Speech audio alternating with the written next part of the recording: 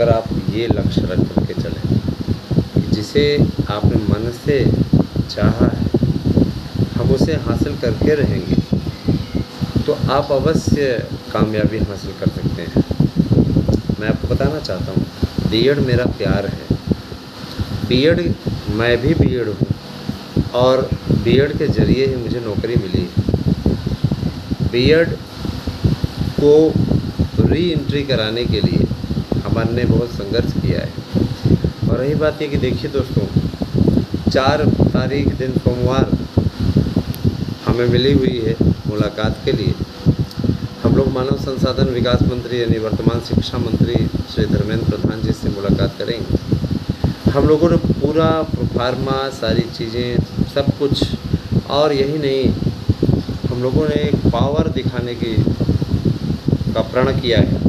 हम अर्धनग्न होकर के तो नहीं जा सकते, हम सिर मुड़ा करके तो उनको नहीं दिखा सकते, क्योंकि हमारा काम है, हम एक शिक्षक हैं तो अपने लेवल से ही कार्य करने के लिए हमने वरिष्ठ सीनियर जी से अनुरोध किया है कि सर हम लोगों के मैटर को आप हर हाल में सॉल्व करिए। मैं नेता नहीं हूँ दोस्तों, मैं नेता नहीं हूँ। और रही बात ये कि कतिपय लोग ये कहते हैं कि आप भाजपा वाले हो, ये वो।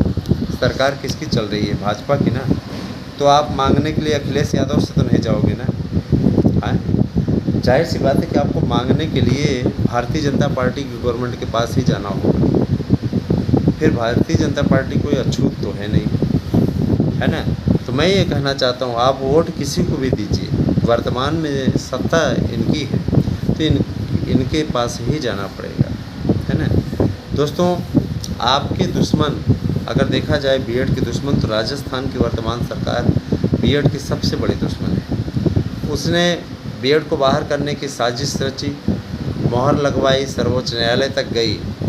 और बीएड के लिए ये जो बीटीसी वाले जश्न मना रहे हैं ना, इनकी कंडीशन होगी, याद रखिएगा, इनकी कंडीशन वही होगी कि जबरा मारे रोवन न दे, आंसू नहीं निकलेंगे इनके, समझ रहे हैं ना। इनके कोर्स को समाप्त करने की घोषणा एक दिन एनसीटी करेगा, बस इनकी काउंसलिंग हो जाने दीजिए। आपको याद होगा एक बार आया भी था पेपर कि नई शिक्षा नीति के अंतर्गत, आप खोल करके भी देख लीजिए, बीएड कोर्स को ही एलिजिबल किया गया है, बीएड के लिए बनाया गया है। तो नई शिक्षा नीति में भी बदलाव करना पड़ जाएगा। उसके पहले बीटीसी कोर्स को ही निकाल के बाहर कर दिया जाएगा। सारी फसाद की जड़ यही है, समझ रहे हैं ना। इन लोगों ने जो दांव खेला, इन लोगों ने जो राजनीति की, उस राजनीति के अंतर्गत मैं बता देना चाहता हूँ, इनकी बखिया न उधड़ गई तो कहिएगा, समझ रहे हैं ना। तो आपको चिंता करने की बात नहीं है, आपके साथ में आपने बहुत मेहनत करके पैसा लगाया है, आपने बहुत परिश्रम किया है, लगातार आप लोगों ने बीएड को सपोर्ट किया है। आप ऐसे ऐसे लोगों का सपोर्ट कर रहे हैं दोस्तों, बहुत से लोग ऐसे सब लोगों का सपोर्ट कर रहे हैं जिनका बीएड से कोई सरोकार नहीं है। वहाँ पे जा कर के डायलॉग बाजी मारते नहीं रहे, एक रिप्लाई तक नहीं आता है।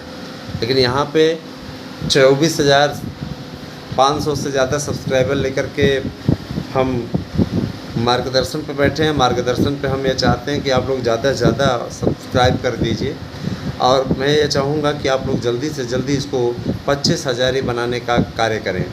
मैं जब जाऊँ 4 तारीख को, तो मैं ये चाहता हूँ कि एएसएम न्यूज़ पूरा 10,000 सब्सक्राइबर बन जाए, और साथ ही साथ दोस्तों आपका जो मार्गदर्शन अकादमी है ये बन जाए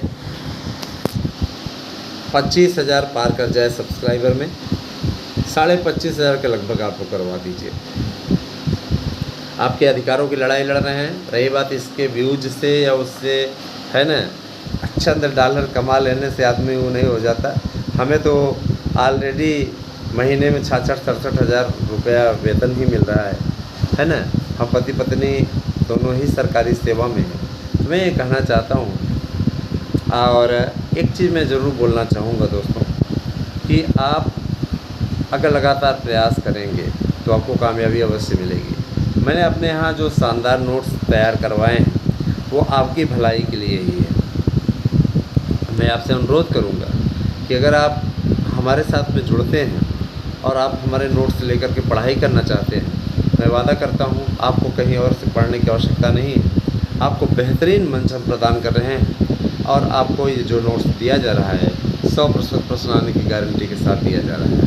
अतः आप हमारे नोट्स अवश्य बुक करें।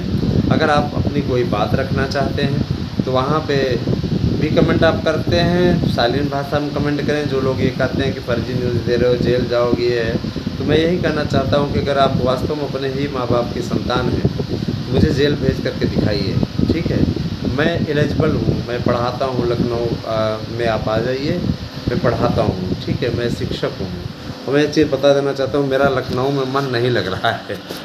प्रयागराज ही मेरा ठीक था, लखनऊ इधर आए ज़रूर हैं, लेकिन मुझे नहीं लगता कि मैं यहाँ ज़्यादा देर टिक पाऊँगा।